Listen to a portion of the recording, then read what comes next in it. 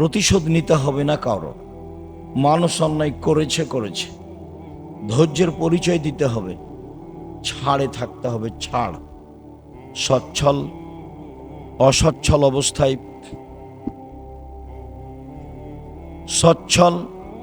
অসচ্ছল অবস্থায় দান করে যে সে জান্নাতে চলে গেছে। অল কাযমিনাল গায়জ, রাগ দমন করে যে, রাগ দিয়া কাজ নেয় না যে সে জান্নাতে চলে গেছে। অল আফিনানিন নাস, মানুষকে মাফ করে যে, মানুষকে মাফ করতে হবে, মানুষের উপরে ক্ষেপে উঠতে হবে না। এই স্বভাবে আপনাকে গড়তেই হবে যে কোনো মূল্যে। ছেলে মেয়ে, আহাল পরিবার, দেশবাসী, গ্রামবাসী, এলাকাবাসী, প্রতিশোধ নিতে হবে না। সচ্ছল অসচ্ছল অবস্থায় দান করতে হবে, রাগ দমিয়ে চলতে হবে, মানুষকে ছাড় দিতে হবে, মাফ করে দিতে হবে। আল্লাহ তাআলা এই তিনটাকে জান্নাতের মাধ্যম হিসাবে উল্লেখ করেছেন। আমি দ্বিতীয় যেটা বলতে চেয়েছি সেটা হলো এইটা যে প্রতিশোধ নিব না, ছাড় দিয়ে যাব, মাফ করে দিয়ে যাব। শিষ্টাচারে 1 নম্বরে থাকার চেষ্টা করব, জরুরি প্রয়োজন ছাড়া।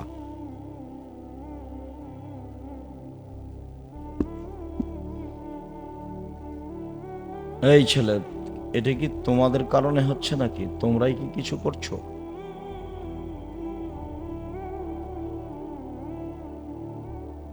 সম্মানিত দিনী ভাই বোন, অবশ্যই ছাড় দিতে হবে, প্রতিশোধ নিতে হবে না।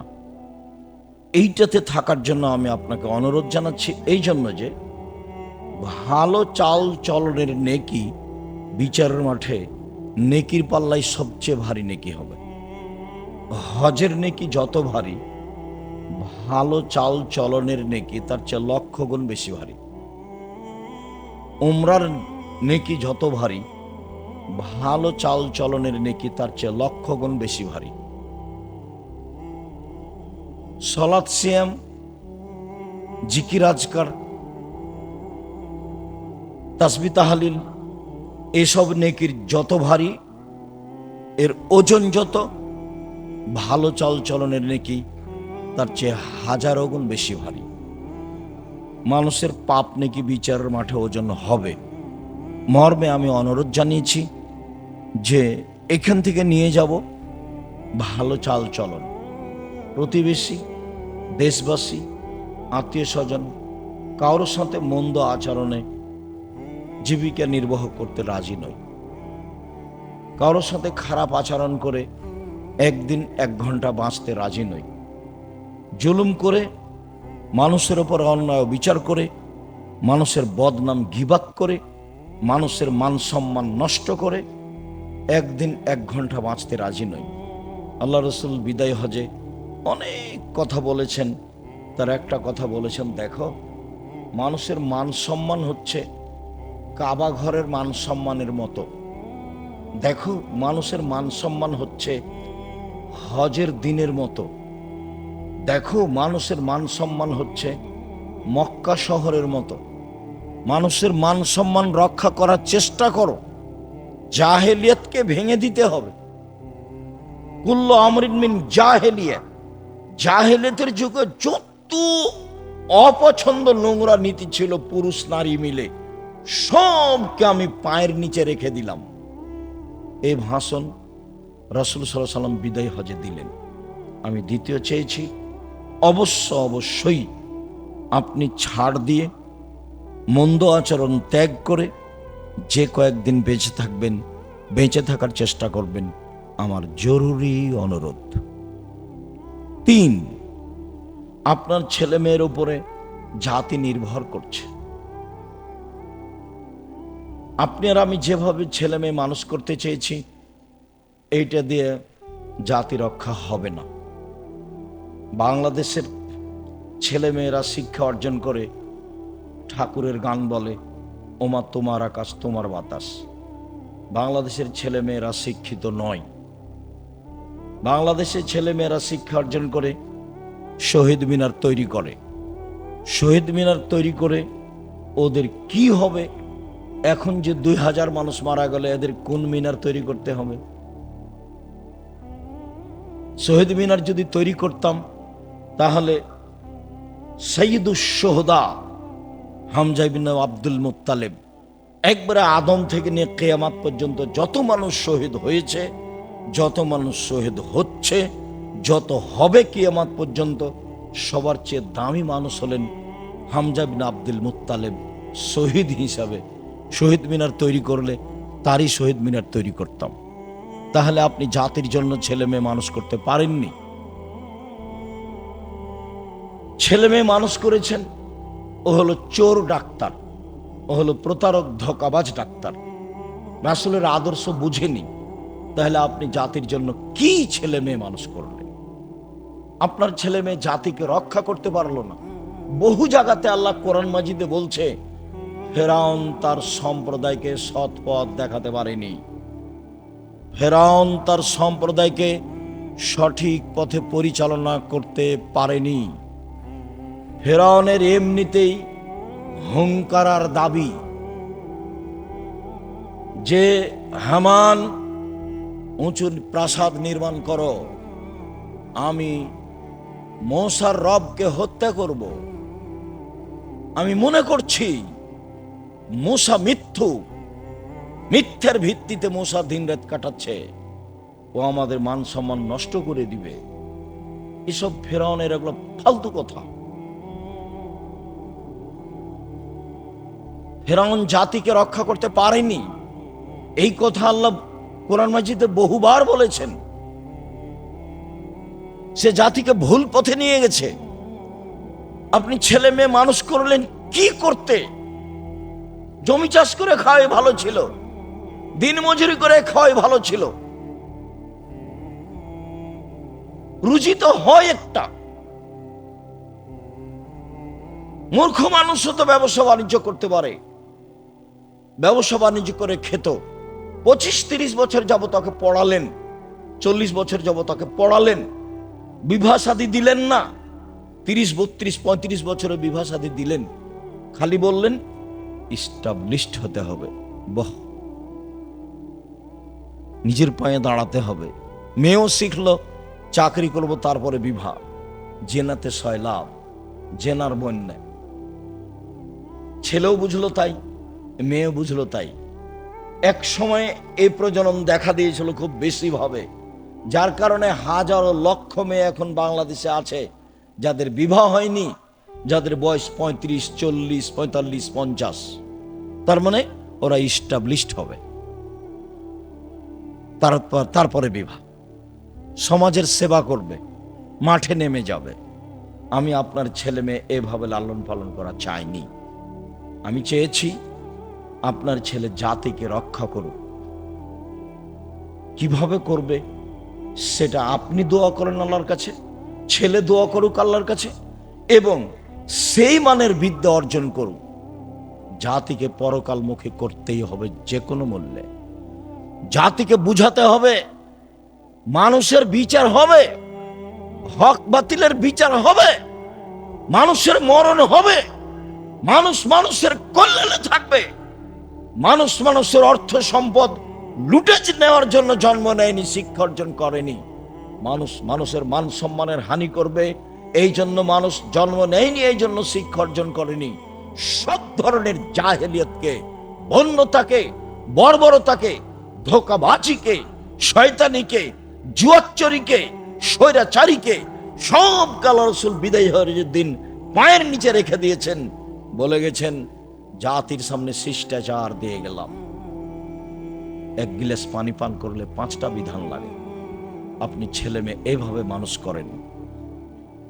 আব্দুল্লাহ বক্তব্যের এক পর্যায়ে অনেক পরামর্শ দিয়েছিল। তাহলে আমরা এখন কি করতে পারি? জাতিকে বাঁচাতে হলে নির্বাচন পদ্ধতির পথ ঘাটগুলি তো ভালো দেখতে পেলাম না। তো তাহলে এখন আমাদের কি হবে? আমরা কি করব? তো ভালো ভালো কয়েকটা পয়েন্ট উল্লেখ করলো যে আপাতত এইগুলো করি। ছেলে মেয়েকে মানুষ করেন জাতিকে বাঁচানোর জন্য, জাতিকে পরকালমুখী করার জন্য, জাতিকে আল্লাহকে চেনানোর জন্য, জাতিকে মোহাম্মদ সাল্লাল্লাহু আলাইহি সাল্লামকে চেনানোর জন্য। মোহাম্মদ সাল্লাল্লাহু আলাইহি সাল্লামের জন্মদিবস পালন করলো, একবার ট্রাকে উঠে মিলাদ করলো। এটা দিয়ে ও জাতির কি করলো? সিগারেটও হাতে আছে, দাড়িও চাচা আছে, রং মেখে আছে, আর বলছে মিলাদ মিলাদ করছে। এ দিয়ে জাতি রক্ষা হবে? এটা কথা হলো? এরকম করা, হইচই করা, নবীর নামে চিল্লা চিল্লি করা, আর ওমা তোমার আকাশ তোমার বাতাসের আবার পার্থক্য কি? আপনার ছেলে মেয়ে প্রত্যেক দিন সকালে গিয়ে বলে ও কালিমা তোমার আকাশ, ও কালিমা তোমার বাতাস, এটা আপনার সহ্য হয় কেমনে? আপনি কেন একটু পদক্ষেপ নেন না? ছেলে মেয়ে মানুষ করব এই জন্য যে জাতিকে শিরক মুক্ত করতে হবে। ছেলে মায়ের দুধ ছেড়ে স্কুলে যেতে না যেতে ওর জন্মই হচ্ছে বিদ্যার জন্ম শিরক দিয়ে। কি করে জাতি রক্ষা হতে পারে? আল্লাহকে অপমান করে, নবীকে অপমান করে কি করে জাতি রক্ষা হতে পারে? এটা হয় কি করে? বাংলাদেশের আলেম ওলামা সুযোগ পেয়েছিল নিজের মতো দেশ গড়তে, কিন্তু বুঝলো না তারা, নিজ নিজ স্বার্থে নেমে গেল। সবাই বসে, যারা মনে করে আমরা কোরআন হাদিস বুঝি, হানাফি হোক, শাফি হোক, মালিকি হোক, হাম্বলি হোক, যেই হোক না কেন, তারা যদি নিজ স্বার্থ ত্যাগ করে বাংলাদেশের মাটিতে পরামর্শের ভিত্তিতে নেতা নির্বাচন হবে, এই পদক্ষেপ যদি তারা হাতে নিত, তাহলে যারা গাদ্দারি করছে, করেছে, করবে, এরা সুযোগ পেত না। কিন্তু আমি আর আপনি তো সুযোগ নিলাম না। শুধু খালি ছেলেগুলো জীবন দিল, মানুষগুলো জীবন দিল, পানি লাগবে, পানি লাগবে, পানি লাগবে। সুযোগকে মাটির সাথে মিশিয়ে দিল। সবাই নিজ নিজ স্বার্থ নিয়ে চলল ধর্মের নামে। অবাক কথা, দেশের মুরগি জ্বালিয়ে দিয়ে ইন্ডিয়া থেকে ডিম নিয়ে আসতে হবে, এরাও নাকি দেশ চায়। দেশের কলকারখানা বন্ধ করে ইন্ডিয়া থেকে সবকিছু নিয়ে আসতে হবে, এরাও নাকি দেশ চায়। দেশের টাকা পয়সা বাহিরে দিয়ে দেশের শাসন ব্যবস্থা চালাতে হবে, এরাও নাকি দেশ চাই। এর চেয়ে ধোঁকাবাজি, এর চেয়ে মুনাফেকি, এর চেয়ে জুয়াচুরি, এর চেয়ে শয়তানি আর কি হতে পারে? জাতির সাথে মুনাফেকি করে বিদ্যা দেখাও তুমি, জাতির সাথে মুনাফেকি করে নির্বাচন দেখাও তুমি, জাতির সাথে মুনাফেকি করে নেতৃত্ব দেখাও তুমি। এটা তোমার একটা আস্ত ধোঁকাবাজি। মুখে এক, ভিতরে আর এক, মুখে এক, ভিতরে আর এক। এর নাম নগদ মুনাফেক। এ হলো মুনাফেকি। এ আচরণ দিয়ে জাতির কল্যাণ আনা যাবে না। আপনার ছেলে মেয়েকে দেখি ছুটে বেড়াচ্ছে মোটরসাইকেল নিয়ে। তোমার আমাদের নেতার চরিত্র ফুলের মতো পবিত্র, আপনার ছেলে মেয়ে তো দৌড়ে বেড়ায়, এই এখনো বেড়াচ্ছে মোটরসাইকেল নিয়ে ঘুরে বেড়াচ্ছে। ও কি করতে পারে জাতির? কি করতে পারে ও জাতির? ও কিছুই করতে পারে না জাতির। জাতির অর্থ সম্পদ লুটে খাবে। এই জন্য আপনি ছেলে মেয়ে মানুষ করেছেন। দুঃখিত, এটা চাইনি। মানুষ হিসাবে বুঝে চেষ্টা চালিয়ে যাচ্ছি। তাই সব সময় বলি, দাঁড়ালে বলি, শিরক মুক্ত প্রতিষ্ঠান জামিয়া সালাফিয়া, বিদআত মুক্ত প্রতিষ্ঠান জামিয়া সালাফিয়া, দল মুক্ত প্রতিষ্ঠান জামিয়া সালাফিয়া, সংগঠন মুক্ত প্রতিষ্ঠান জামিয়া সালাফিয়া, হিংসা মুক্ত প্রতিষ্ঠান জামিয়া সালাফিয়া। মনে বড় সাত, এই দেশে উন্নত মানের প্রতিষ্ঠান গড়ে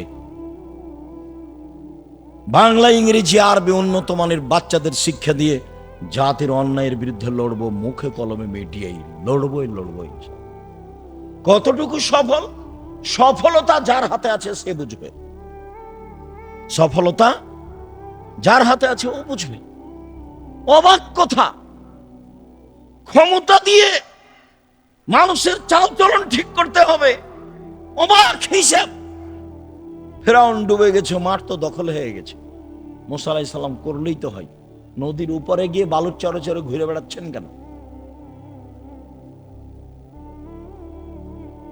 আকীদা দিয়ে, আদর্শ দিয়ে, বিদ্যা দিয়ে জাতির পরিবর্তন করতে হবে। এটা আমার দাবি। আপনার ছেলে মেয়েকে নিজের ভাষায় যেটা বলি, মানুষের মতো মানুষ। মানুষের টাকা লুটে খেলো, তখনও মানুষের মতো মানুষ। মানুষকে জেল হাজতে দিল, তখনও মানুষের মতো মানুষ। ধোকা দিয়ে, প্রতারণা দিয়ে ওষুধ লিখলো, তবুও মানুষের মতো মানুষ। ইঞ্জিনিয়ারের নাম দিয়ে টাকা চুরি করে নিল, তখনও মানুষের মতো মানুষ। কি করে আপনি বলতে চাচ্ছেন যে আমি চেয়েছি ছেলে মেয়েকে মানুষের মতো মানুষ করতে? ভুল হিসাব। তৃতীয় হলো এইটা। আজকের মতো শেষে চলে আসলাম। আমি চেয়েছি সম্মানিত দিনী ভাই বোন, 5 ওয়াক্ত সালাতে অটল থাকবেন, কোরআন তেলাওয়াতে অটল থাকবেন, আদর্শে অটল থাকবেন। আদর্শে অটল মানে সচ্ছল হই, অসচ্ছল হয়ে দান করব। সবসময় দেওয়ার হাতে থাকবে। 10 টাকা একটা কয়েন। কয়েন বুঝেন কি আপনারা? কয়েন বুঝেন? 1 টাকা, যেগুলো কাঁচা টাকা যেগুলো, সেগুলো 1 টাকা। এটা হলো 1 নম্বর, মাথায় রাখবেন। কেন? ইবাদত হিসেবে এত শক্তিশালী পাওয়ারফুল ইবাদত পৃথিবীতে নেই, এত ক্ষমতা ধরে ইবাদত পৃথিবীতে নেই।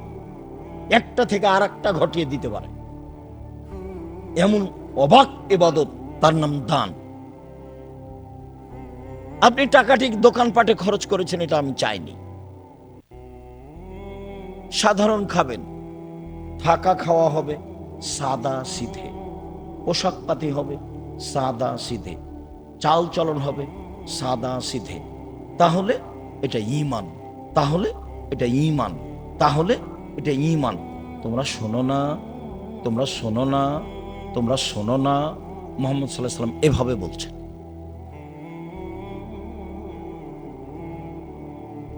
5 ওয়াক্ত সালাতে অটল, কোরআন তেলাওয়াতে অটল। আড্ডা পিটা চিরদিনের জন্য হারাম। দোকানপাটে, রাস্তাঘাটে মোবাইল নিয়ে সময় কাটানো চিরদিনের জন্য হারাম।